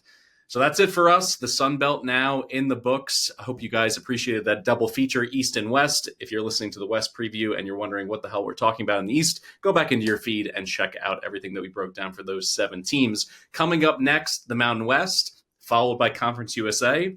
And then the week after that, Collin and Stuckey strap in for Power 4 previews. That is going to be an incredible listen. So make sure to have your calendar set for when those drop, because those numbers and those conference title odds that they're putting out there, as soon as they say it and it hits the airwaves, there's going to be some market movement. So you want to make sure that you're able to follow along more or less in real time. Also, we have a live show, week 0. If you want to join us in Chicago, Illinois, Joe's on Weed on August 23rd. Come on by, 11 a.m. kickoff. We got Farmageddon between Iowa State and K-State on the Emerald Isle. We got the whole crew, Collin, Stuckey, Duck, myself. We're going to cut it up there. Please swing by, have some beers with us. We'd love to talk college football. We are so close to the Bullets really flying around here in college football world. Thank you so much for listening to the Big Bets on Campus podcast. This has been Group of 5 Deep Dive. Special thanks to my co-host Collin Wilson and Duck. We are going to be back for more previews, so don't miss a thing here at BBOC.